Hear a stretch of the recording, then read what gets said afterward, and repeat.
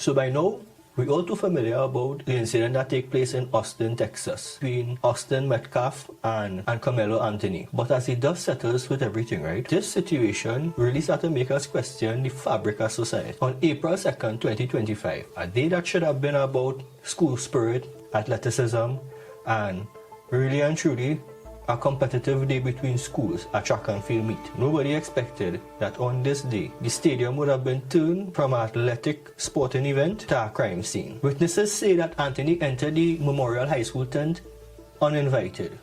Just came, sit under the tent for no reason, while wearing his team's, the opposing team's, I think it was a hoodie or a sweatshirt or whatever he had on. Now, anybody who played high school sports or anybody who had a sports day in school know the rivalry you have between different teams. Even in your old school sports days, you'll have your friends who they have a different house, right?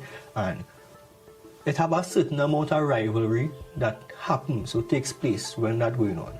You're not violent, but you know you're a little protective of your techniques and whatever you have going on in your tent or your station.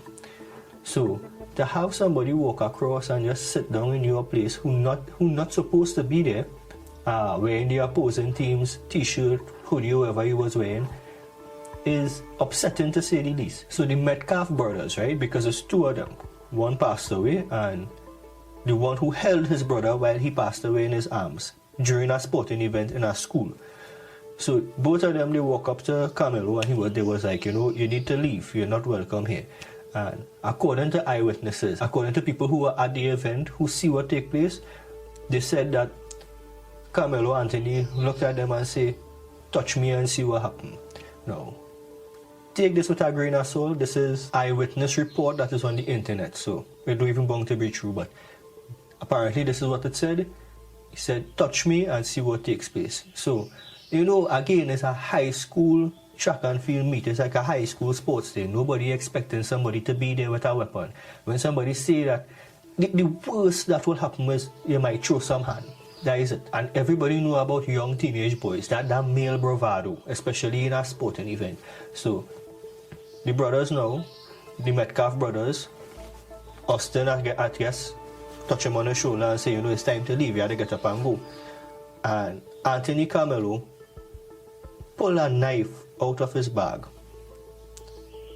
and stabbed the boy to death. Karmelo was promptly arrested and he is charged with first-degree murder. Now, this is important to note that Karmelo Anthony was arrested and charged with first-degree murder. So it's not speculation anymore. We're not speculating whether he did it or not. He was charged with first-degree murder. Now, here's where shit kind of get weird. In the wake of the incident that took place here, the community response is something that perplexed me. And I'm sure it perplexed a lot of people because it didn't exactly go the way that it will normally go. Fundraisers just spring up like wildfire all over the place. Next thing you know, Karmelo Anthony had a fundraiser that raised over $453,000 in a couple days. And if you remember correctly, right, you hear me say that Karmelo Anthony had a fundraiser that raised over $453,000. Karmelo Anthony is the aggressor in the situation, not the victim. Karmelo Anthony is not part of the family of the deceased boy, the victim in the situation. Karmelo Anthony is the teenager accused, not accused, charged with first-degree murder. And a fundraiser was started that raised over $453,000 for him. Then the reports started rolling. All of a sudden, Karmelo Anthony family moved from the neighborhood that they're in and start renting a $900,000 literal mansion in a gated community. In addition to that, the family buy a brand new Jeep. And as somebody living outside the USA, right? And I'm sure people in America thinking the same thing too. I can't help but wonder whether this is the American dream. Commit a crime and somebody start a fundraiser for you, and instead of going to jail because you're charged with first-degree murder, you have a set of activists fighting for you and raising money in your honor. The optics are this questionable at best. It confusing. It unimaginable that this is where society heading. They actually close up the donation page after they hit the goal. They raise the goal again, and they hit the goal twice, surpass it. So they take that down, and that is when they move into the house and wherever. A press conference was held on the 17th of April, and it was organized by the Next Generation Action Network. I don't know if any of you are watching this familiar with Boondocks, but you can remember the scene in Boondocks, the episode in Boondocks where Riley's teacher called him the N-word, and Riley decided to sue him. All of a sudden, out of the blue, some unknown activists pop out of nowhere and see a cash cow and they start to milk this. But that is exactly what's going on in this situation, in my opinion. Right? This is my opinion.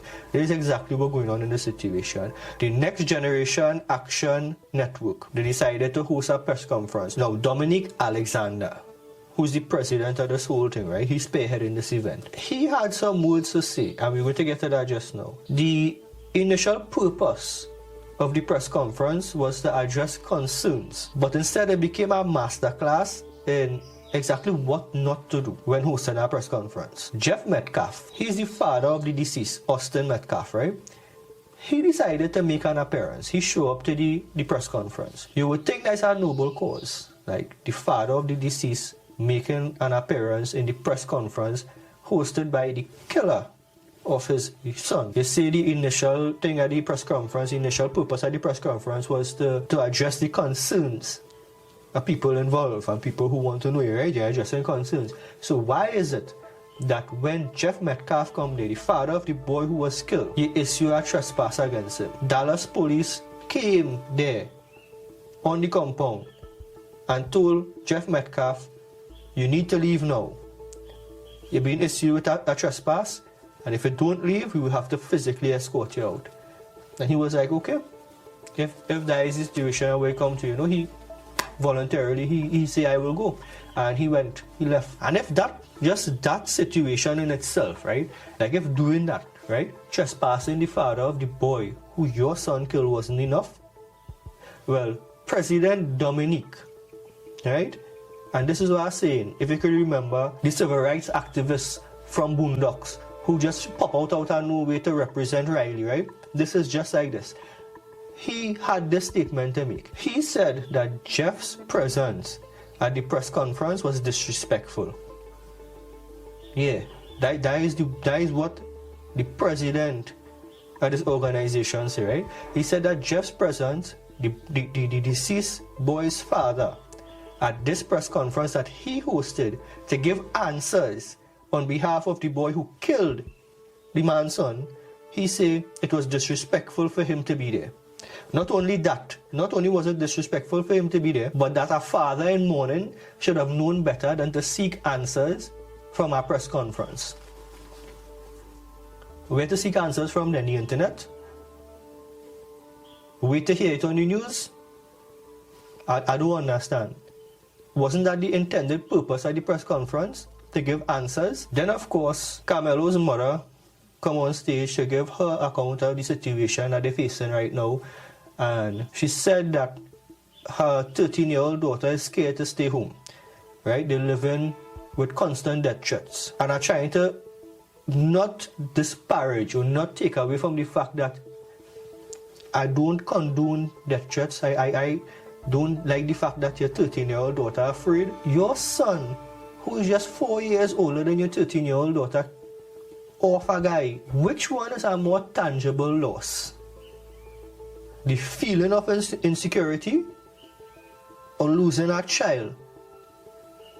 Your feeling of insecurity come from what your son did. I'm not making excuses for people sending death threats to you or your daughter or whoever it is, right?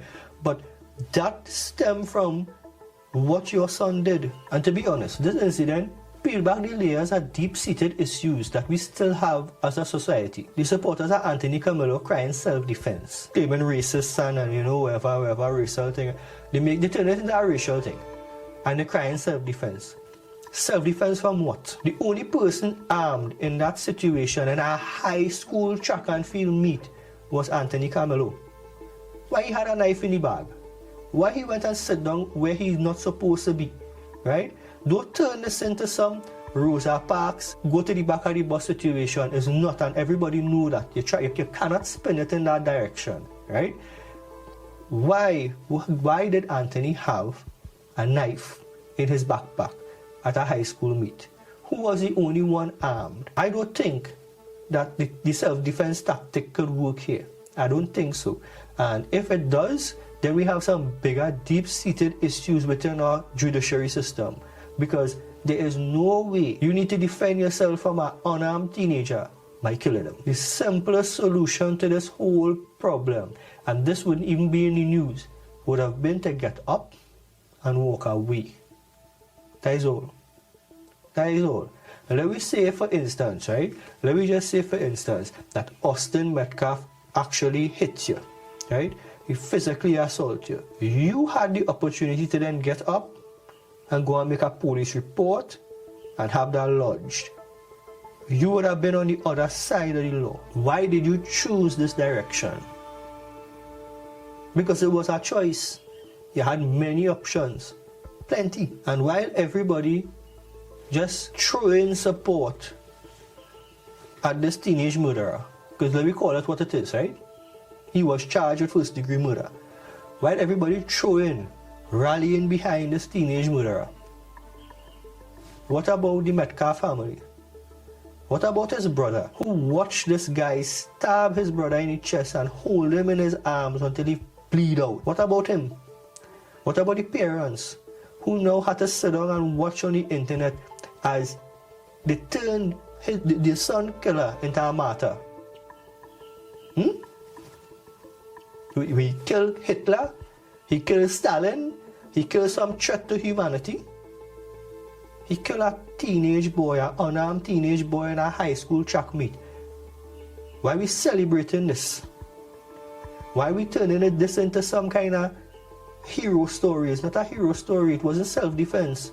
It was assault, it was murder. This case underscores the perplexities in societies when it comes to race, gender biases, and all these kind of things. Like, we give these things preference over logic sometimes.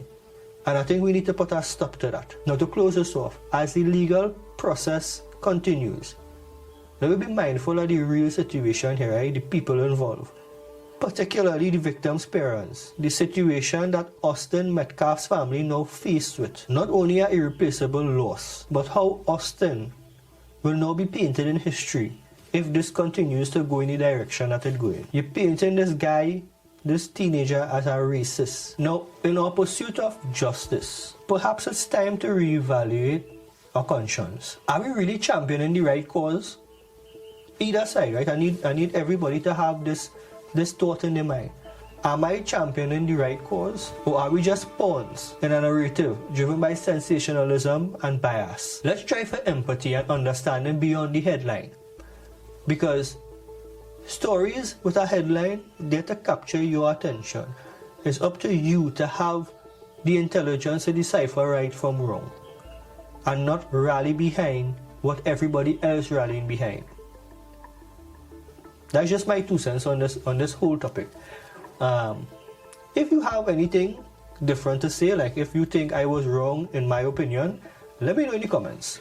If you agree with me too, tell me why and let me know in the comments, right? If you like this video, go ahead and like it. Don't forget to subscribe, ring the notification bell. My name is Jeremy and I'll see you in the next one. Later.